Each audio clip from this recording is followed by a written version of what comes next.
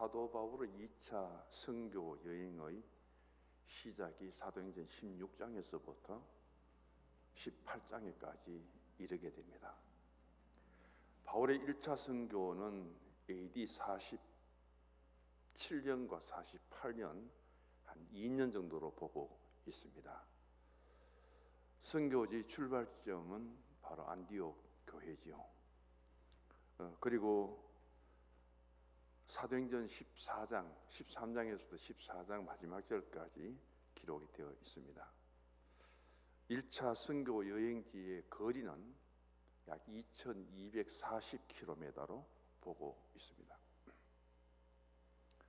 오늘 16장에서 18장까지는 2차 전도 여행인데 AD 50년에서 51년 정도로 보고 있습니다. 52년까지도 보고요. 그래서 2차 전도 여행은 2년 내지 3년이 걸렸다고 그렇게 봅니다. 전도 여행의 거리는 약 5,000km 정도로 보고 있어요. 근데 오늘 16장 2차 전도를 시작하면서 바울이 어디를 거쳐갔느냐 하면은 1차 전도 여행지를 거쳐서 가게 됩니다. 그 지역 중에 하나가 바로 루스드라는 그 곳이에요. 이 루스드라에 들어가 보니까 디모데라 하는 제자가 있으니 1절은 그렇게 시작합니다. 바울이 2년 전에 이곳에서 루스드라의 복음을 전했는데 그때 바울의 복음을 받은 자 중에 한 사람이 있었을 거예요. 그때 그 청년이 복음을 받아들였는데도 불구하고 이름은 기록되지 않습니다. 그런데 2년 뒤에 2차 전도를 가면서 루스드라에 들렀는데 바울의 1차 전도 때 복음을 받아들였던 그 청년 중에 한 사람이 제자가 되어 있는데 이름이 디모데다. 그렇게 기록을 합니다. 디모데가 고향인 루스드라에서 바울이 1차 복음을 전할 때 어떤 사건이 있었는가 하는 것을 14장으로 가서 확인해 보겠습니다. 사도행전 14장 8절의 표제를 보면은 바울과 바나바가 루스드라에서 전도하다 그렇게 기록되어 있고요. 자, 19절에 가서 같이 읽어봅니다. 유대인들이 안디옥과 이고니온에서 와서 무리를 충동하니 그들이 돌로 바울을 쳐서 죽은 줄로 알고 시외로 끌어내치니라. 루스드라의 전도 때 바울이 가장 박해를 많이 받은 것 중에 하나입니다. 사도 바울이 1차, 2차 선교 여행을 하면서 죽었다고 생각하고 내동댕이 쳐서 쓰레기 더미에 버림받은 것은 루스드라에서 유일합니다. 이 루스드라에서 바울이 복음을 전하다가 얼마만큼 고난을 당했는지 그 사실을 14장 19절에 그렇게 기록을 하고 있고요. 22절 가서 같이 읽어봅니다. 제자들의 마음을 굳게 하여 이 믿음에 머물러 있으라 권하고 또 우리가 하나님의 나라에 들어가려면 많은 환난을 겪어야 할 것이라. 바울이 오늘 고난당하고 환난을 겪는 이것은 하나님의 나라에 들어갈 하나님의 백성들이 이 땅에서 신앙 때문에 받을 고난과 핍박을 바울이 증거하고 있습니다. 다른 지역도 아니고 루스드라에서 바울이 예수의 복음을 전하는 것 때문에 어디에서부터 왔느냐 하면은 여기 이고니온에서 왔죠. 19절 보면은 안디옥과 이고니온에서 옵니다. 이분들이 누구냐면 흩어진 유대인들이에요. 그래서 유대인들은 자기들이 흩어져서 예루살렘을 떠나서 살고 있지만 철저한 율법주의에 빠져 있는 사람들이고 또 하나는 반드시 할례를 받아야 된다고 주장하는 무리들입니다. 그래서 바울이 유대인이면서 그가 유대교에 몸담고 있었던 그 사람이 개종을 해서 예수의 복음을 전하면서 할례를 안 받아도 된다. 율법을 다 준수하지 않아도 예수님이 완수했기 때문에 복음만을 통해서 믿음으로 구원을 얻는다. 이걸 유대 사상으로 유대주의적인 입장에서 보면 용납될 수가 없습니다. 그래서 바울이 선교하는 곳곳마다 뒤쫓아 다니면서 그 복음을 못 전하도록 방해를 넣습니다. 그래도 바울이 계속해서 복음을 전하니까 누스드라에서는 그만 이들이 충동이 일으켜서 그 바울을 돌로 쳐서 죽이죠. 죽은 줄 압니다. 그래서 이제 못 살아날 줄 알고 그들은 바울의 그 몸을 쓰레기 더미에 던져버리고 그들이 이제 떠나지요. 그래서 죽은 줄 알았던 바울이 쓰레기 더미에서 살아납니다. 그래서 20일에 죽은 줄 알았던 바울이 눈을 뜨면서 다시 일어서며 하는 이야기가 뭐냐면은 믿음으로 하나님의 나라에 들어가려면은 이런 순환도 이런 고난도 우리가 겪어야 될 것이다. 그런 환경 속에서 누가 예수를 믿었느냐 하면은 한 청년이 믿었습니다. 여기는 청년이라는 이름도 없고 명칭도 없고 디모데라는 이름도 없는데 이렇게 바울이 1차 선교를 마치고 2년 뒤에 이제 성령의 지시를 통해서 마게도냐 유럽으로 건너가기 전에 1차 전도 때 생각이 날 것 아닙니까? 2240km를 복음을 전하고 전도했는데 누스트라에서 그렇게 박해를 받고 죽을 줄 알았던 바울이기 때문에 거쳐가고 싶었겠죠. 그래서 누스트라에 들어가 보니까 그 2년 사이에 디모데라는 그 청년이 그때 복음을 받아들이고 지금은 제자가 되어 있다. 1차 전도 때 루스드라에서 복음을 전할 때는 그 어머니가 누구, 그 외할머니가 누군지, 복음을 받아들인 청년이 누군지 바울은 전혀 모르고 있었어요. 그런데 2차 전도 때 2년 뒤에 가보니까 그 루스드라에 바울이 가장 박해를 심하게 받고 돌에 맞아 죽을 지경에 있었던 그곳에서 그 당시에 예수를 복음을 받아들이고 믿었다는 사실이 놀랍잖아요.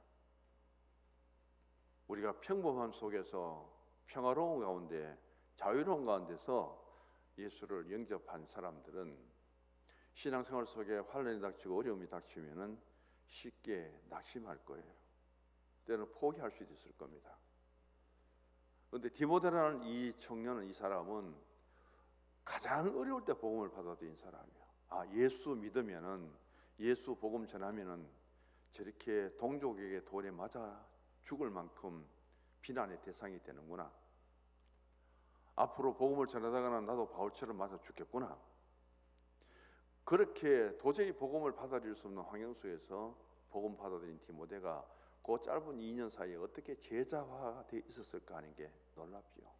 그러면서 단순히 디모데 한 청년 한 사람의 바울의 복음을 영접하고 이런 제자가 된 것이 아니라 바로 그 가정의 배경을 오늘 본문에서 말씀합니다. 1절을 보시면은 어머니는 믿는 유대 여자요. 근데 그 아버지는 헬라인이라. 그렇게 말합니다. 제가 말씀을 드렸잖아요. 유대인들 중에서 남자가 이방 여인과 결혼을 하면은 그것은 타락한 것으로 인정해서 유대교에서 배척을 당합니다. 유대인 아닌 이방 여인을 아내로 맞아들이면은 그 사람은 아주 성적으로 타락했다고 해서 매도를 당합니다. 그런데 유대인의 여자가 이방인의 남자를 만나면은 거기에 대해서는 큰 제재를 안 합니다. 왜냐하면은 유대교의 신앙은 모계 사회입니다. 이방 남자를 만났을지라도, 남편을 만났을지라도, 아버지가 되었을지라도 이 아이의 신앙의 영역과 신앙의 책임은 어머니가 진다는 것들을 유대주의에서는 너무 쉽게 받아들이거든요. 그래서 모세의 어머니 요게벳이나 그 다음에 사무엘의 어머니 한나나 오늘 디모데의 어머니인 이 요게벳이나 다 유대인의 여자잖아요. 그 어머니의 신앙 안에서 모세가 자라고 그 어머니 신앙 안에서 사무엘이 자라고 그 어머니 신앙 안에서 디모데가 신앙으로 성장합니다. 이런 당시의 환경 때문에 디모데가 어머니 영향을 얼마나 받았는가, 디모데에 들어가 보면은 너는 어머니 그리고 할머니 노이스와 유니게의 신앙을 전통을 이어받아서 3대째 유대 신앙 그 전통 속에서 이제는 복음을 받아진 기독교의 3대 가정이 되었다. 그렇게 디모데에서 증거를 합니다. 디모데후서 3장에 들어가면은 너는 어려서부터 성경을 알았나니 하면서, 그러면 이 디모데에게 성경을 누가 가르쳐 줬다는 거예요? 어머니가 가르쳐 준 것이죠. 외할머니가 가르쳐 준 것입니다. 그래서 청년의 때에 바울을 만나기 전에 기본적인 신앙은 벌써 디모데가 잘 갖추고 있었다는 거예요. 누구 영향으로? 어머니 영향으로, 외할머니 영향으로. 그런 기본적인 신앙을 갖고 있는 그 삶 속에서 바울이 와서 선교를 합니다. 복음을 전합니다. 유대교에서는 들을 수 없는 복음이죠. 할례도 없이, 그리고 율법 준수도 없이 구원을 받고 하나님의 자녀가 된다는 이 복음의 진리를 청년 디모데는 너무 쉽게 받아들였다고 보게 됩니다. 그것도 내가 지금 유대교에 몸담고 할례를 하고 율법을 지키면은 아주 평범하게 신앙의 삶을 이루어갈 수 있는데, 왜 예수를 영접해서 바울처럼 그런 핍박과 박해를 받을 것을 각오하고도 그 믿음을 받아들였는가? 중요한 것은 2년 뒤에 그가 제자가 되었다는 사실이 놀랍죠. 이런 디모데가 제자가 되어서 바울의 복음을 따라 같이 일을 하려고 할 때 가장 또 걸림돌이 누구냐 하면은 바로 유대인들입니다. 3절의 말씀 보면은 이때까지 디모데는 할례를 하지 않은 것 같아요. 유대인들이 가장 복음의 방해를 놓는 것 중에 하나의 조건이 바로 할례 문제입니다. 어머니 유대인의 그 피를 이어받아서 유대의 범주에서 속하지만은 바울처럼 복음을 전하고 일하기 위하여 가장 걸림돌이 되는 것 중에 하나가 할례인데, 안 받아도 구원에는 지장이 없습니다. 안 받아도 이미 믿음으로 구원을 받을 수 있는데도 불구하고 유대인들의 방해와 걸림돌이 되지 않기 위해서 그 디모데를 데리고 할례를 행합니다. 3절에 보면은. 왜냐하면은 너의 어머니는 유대인이지만 너의 아버지는 헬라인이라는 사실을 이방 사람들이 이미 다 알고 있었다는 거예요. 그렇게 해서 바울이 전하는 복음을 받아들인 디모데가 제자화가 되고 주의 복음을 전하고 주의 일을 하는데, 걸림돌이 되지 않기 위해서 안 받아도 될 할례까지 받으면서 유대인들에게 시비거리가 되지 않도록 그렇게 준비하는 그 디모데 이야기를 오늘 본문에 담고 있습니다. 오늘 우리는 본문을 통해서 제자화된 인물 디모데를 다시 한번 돌아보게 되는데, 신약 성경, 구약도 마찬가지입니다. 갈대아 우르에서 아브라함이 태어났고 그가 하나님 부르심을 받았고, 모세는 호렙산에서 부르심을 받았고, 엘리야는 이사야는 어디서 부름을 받았고 쭉 나오듯이 신약에도 마찬가지입니다. 우리가 가장 먼저 떠올릴 수 있는 사람은 베드로죠. 갈릴리 가버나움에서 베드로가 태어났고 그의 직업은 어부였고 거기서 찾아오신 예수님을 통해서 부름을 받았고, 다소에서 사도 바울이라는 인물이 태어났고, 그리고 이 루스드라에서 누가 태어났느냐? 바로 디모데가 태어났죠. 우리가 잘 아는 바나바라는 사람은 구브르 섬에서부터 태어나서 초대 예루살렘 교회의 아주 신앙의 롤 모델이 된 사람입니다. 근데 오늘 본문에 보면은 이 루스드라에서 훌륭한 신앙의 인물이 태어났는데, 그 디모데가 다른 어떤 지역과도 비교될 수 없는 가장 복음의 전해지는 현장에서 어려움과 고통과 아픔과 그 중심에 선 사도 바울이 돌에 맞아 죽을 지경에 이를 수 있는 그 환경 속에서 예수 믿고 지금은 그 공동체 속에서 제자가 되었다는 것은 이미 사도 바울의 그 가르침을 통해서 많은 것을 익히고 지도할 수 있는 그 위치에까지 되어져 있다는 겁니다. 리더자가 되어 있다는 그런 말씀이죠. 그래서 사도 바울은 여기에서 이제 이 디모데를 통하여 제자화되어 있는 그 사실에 바울도 놀랄 뿐 아니라 바울의 서신을 통해서 보면 대부분 바울이 선교하는 곳에 디모데가 동행하는 것을 보게 됩니다. 그리고 3차 전도를 할 때 바울이 에베소에 머물면서 그 에베소에 두고 간 제자가 누구냐? 디모데죠. 그래서 디모데는 에베소 교회를 담임하는 목회자가 되었습니다. 이렇게 해서 예수님이 복음을 받아들인 그 안에서 디모데가 바로 예수의 제자가 되어 있고 2년의 짧은 기간 동안에 바울이 전하는 복음을 받은 줄도 생각하지 못했는데 2년 뒤에 돌아가 보니까 그곳에서 자신이 가장 박해를 받았던 그곳에서 디모데 같은 제자가 그때 복음을 받아들이고 한 사람의 가장 값진 신앙의 열매를 맺었다는 사실이 바울에게는 큰 은혜가 되고 감동이 될 수밖에 없었을 것으로 그렇게 믿습니다. 우리나라에서는 신앙의 성인 중에 기독교에서 가장 대표할 수 있는 사람 중에 한 분이 바로 한경지 목사님이죠. 일본 사회 안에서는 교회 안에서는 가장 신앙의 롤 모델이라는 사람이 우찌무라 간조라는 사람이죠. 그 일본의 환경 속에서 예수 믿고 복음을 전한다는 게 쉽지 않는데도 이분은 하나의 성자처럼 그런 삶을 살았잖아요. 그래서 제자들이 질문을 합니다. 이런 환경 속에서 참 목회 사역의 현장에서 어려운 환경을 극복하고 복음을 전하는데 목사님에게 꼭 해야 하고 싶은 남겨야 될 그런 일들이 있다면 무엇입니까? 첫째 질문을 던집니다. 그때 말하기를 나는 목사로서 사역하지만은 굉장히 큰 회사를 하나 두고 싶다 그렇게 말합니다.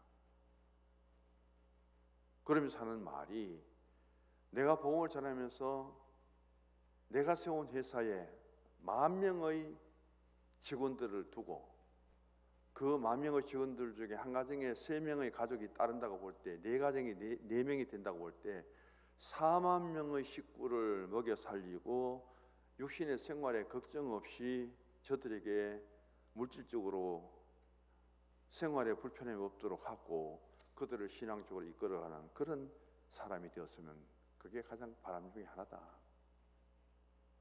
그렇게 말했습니다. 그러면은 목사님이 그 일을 하면 되겠네요 하니까 하신 말씀이 나는 돈 버는 재주가 없어서 돈을 벌 수 있는 사업의 기질이 없어서 나는 그것도 못한다 그렇게 말하더래요. 두 번째는 그럼 그 다음 하고 싶은 일이 뭡니까? 그 다음 내가 책을 많이 써서 저서를 남기고 싶다고 그런 말을 합니다. 목사님의 언변이고 그런 명설교를 통해서 많은 것을 남길 수 있잖아요 하고 물으니까 이 목사님이 말하기를 나는 말은 잘하는데 글 쓸 재주가 없어서 못하겠다. 그러면서 두 번째 자기 소원을 말하면서도 이룰 수 있는데도 그것을 자기는 글 쓰는 솜씨가 없어서 못한다고 거절해 버립니다. 세 번째 그러면 할 수 있는 일들 가장 바라고 싶은 일이 뭡니까 하니까 그는 말합니다. 예수의 삶을 나는 살고 싶다. 예수님의 삶을 내가 담고 싶다. 그것은 많은 사람들에게 내가 영향력을 끼칠 수 있는 것도 물질적으로 그들에게 채워주는 것도 아니고 많은 저서를 남겨서 그 읽는 사람들에게 감동을 주는 것은 되지 못할지라도 나 한 사람이 예수님의 삶을 그대로 따라가면서 예수의 제자답게 예수 믿는 그리고 사역자답게 나는 그 삶의 자취를 남기고 싶다. 그런 말을 했습니다. 그래서 결국은 이 우즈무라 간주는 예수님의 제자의 삶을 살았다 하는 그것만 내가 인정을 받을 수 있다면 더 바랄 것이 없다 할 정도로 그렇게 말을 남겼죠. 오늘 디모데는 누스드라에서 태어나서 그의 환경 속에 예수님을 바울의 복음을 통해서 받아들이고 그때부터 시작해서 디모데는 일생을 예수님의 삶을, 예수님의 신앙을 그대로 받아서 살았던 사람 중에 한 사람이다. 사도 바울이 가장 예수님을 많이 닮은 삶을 살았고 예수님의 신앙을 가장 잘 닮은 사람이 있다면 그 사람이 예수님이죠. 예수님이 그 삶을 가장 잘 닮았다면 바로 바울이죠. 그 바울을 가장 잘 본받은 사람이 있다면 디모데입니다. 그래서 제자 디모데는 이렇게 예수님의 삶을 그가 우리에게 남겼고 그 신앙의 인격을 우리에게 남겼다는 사실에 누스드라에서 태어난 그 디모데, 누스드라에서 참 좋은 신앙의 인물이 태어났고 신앙의 지도자가 되었고 예수님의 삶을 가장 신앙을 잘 본받은 사람이 바울이라면 바울의 그 흔적을 가장 아름답게 따라간 사람이 디모데다. 그래서 디모데는 이 자신의 삶의 자리에서 스승인 바울에게 너는 나의 믿음의 아들이라고 그렇게 인정을 받습니다. 그럼 2절을 같이 읽어봅니다. 디모데는 누스드라와 이고니온에 있는 형제들에게 칭찬받는 자니. 사도 바울의 위대한 사도가 이고니온에 가고 누스드라에서 복음을 전하다가 그 유대인들에게 돌에 맞아 죽을 뻔했잖아요. 죽었다고 아예 내던짐을 받았잖아요. 그런 신앙의 기독교의 배타적인 사람들이 살고 있는 이고니온과 누스드라에서 디모데는 칭찬을 받는다는 것, 인정을 받는다는 것, 이게 얼마나 어렵겠습니까? 그 젊은 청년이 어떻게 그렇게 인정받을 수 있을 만큼 신앙이 성숙해졌을까요? 역사 성경학자들은 디모데가 에베소 교회를 담임할 때 나이가 35세 내지 40세 정도로 보거든요. 많이 보는 45세까지 보는데 당시 초대교회 감독이 되려면 적어도 50세가 되어야 된다고 대부분 50세가 이상 되었습니다. 그런데 그 감독 중에 제일 젊은 사람 중에 하나가 바로 디모데예요. 그런데 교회는 큰 교회일 뿐 아니라 이 에베소에는 아데미 신전이 있고 가장 우상 숭배가 성행된 도시가 에베소입니다. 큰 도시고요. 그런 젊은 디모데가 목회자로 가니까 가장 염려스러운 게 뭐냐면은 너는 아직 감독될 나이가 안 됐는데 적어도 50세는 되어야 감독이 되는데 너는 어떻게 30대 후반에 40대에 이런 큰 도시의 교회의 감독이 되어 왔느냐? 어린 게 뭘 아느냐? 내가 가진 경험이 뭐냐? 내가 체험한 것은 뭐냐? 여기에 가장 디모데가 경력이 부족하죠. 그래서 업신여김을 받지 않도록 하라. 바울이 디모데를 고민할 때 그 말씀을 굉장히 강조하고 있습니다. 그런 디모데가 예수를 영접하고 복음을 받아들이고 2년 만에 제자가 된 것도 위대한데 다른 지역도 아닙니다. 자기 고향 이고니온에서 쫓아와서 바울을 돌로 쳐 죽였던 그 사람들에게 지금 칭찬을 받고 있다는 사실은 그의 삶이, 그의 인격이 어떻길래 이렇게 좋은 평가를 받느냐 하는 것이 중요합니다. 그래서 우리는 여기서 여러 가지를 말할 수 있는데 디모데의 그 일생을 이렇게 정리합니다. 어린 시절에는 좋은 믿음의 가정에서 믿음의 어머니 유리게를 만났고 그 다음 외조모 로이스를 통해서 그가 신앙 안에서 아주 잘 자라났다는 것이고요. 두 번째는 젊은 시절에 바로 사도 바울을 만났다는 겁니다. 영적인 스승인 바울이 그 기회를 통해서 1차 전도 때 루스드라에 가서 자기는 돌에 맞아 죽은 줄 알고 버림받을 만큼 그 환경 속에서 던졌던 복음을 어떻게 디모데가 받아들였을까? 그때부터 시작해서 디모데와 바울은 끊어질 수 없는 스승의 관계 이루어졌다는 것이 디모데에게 복이고요. 세 번째는 그런 디모데를 하나님이 하나님 손으로 붙들어 주셨다는 겁니다.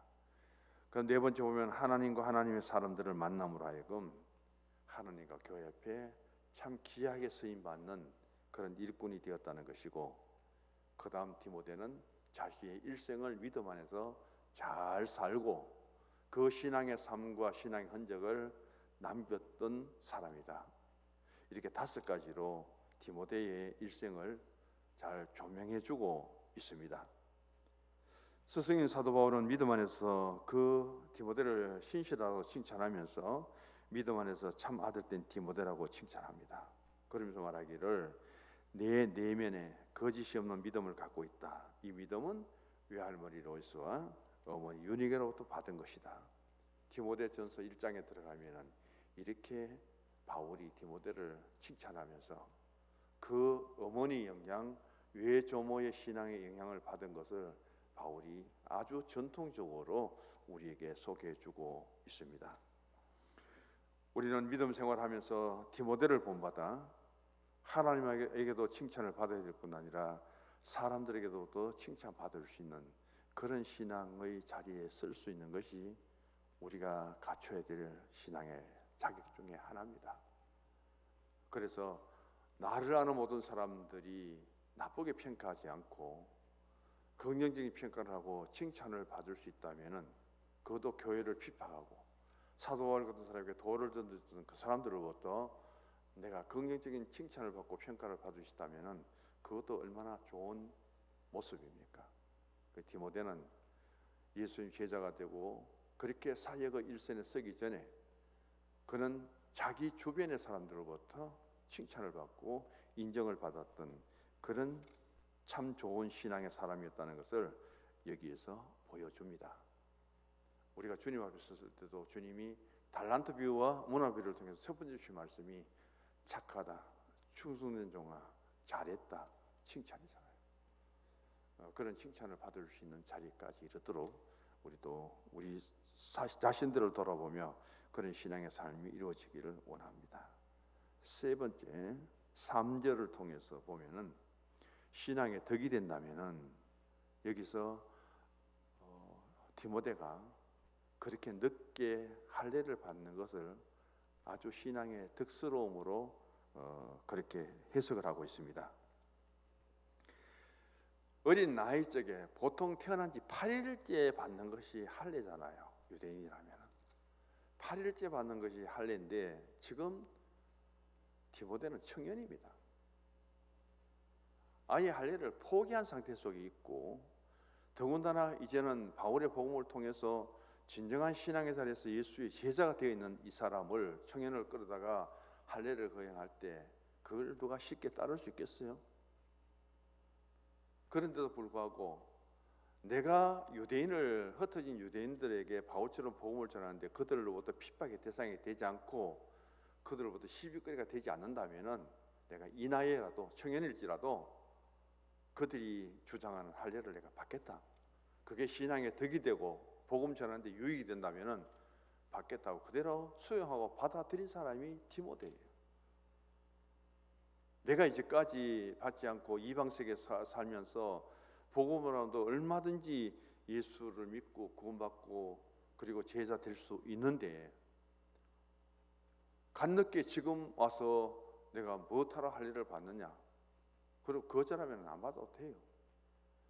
그런데도 그 고통스러운 청년이 할례를 쉽게 받아들인다고 하는 것은 그가 얼마만큼 자신의 신앙과 교회에 유익이 되고 덕이 된다면은 그런 고통과 아픔도 수용하고 그것이 복음의 걸림돌이 된다면은 그것을 제거하기 위해서는 자기가 그런 고통도 감당하겠다는 각오와 결단을 여기에서 우리에게 보여주고 있음을 보게 됩니다.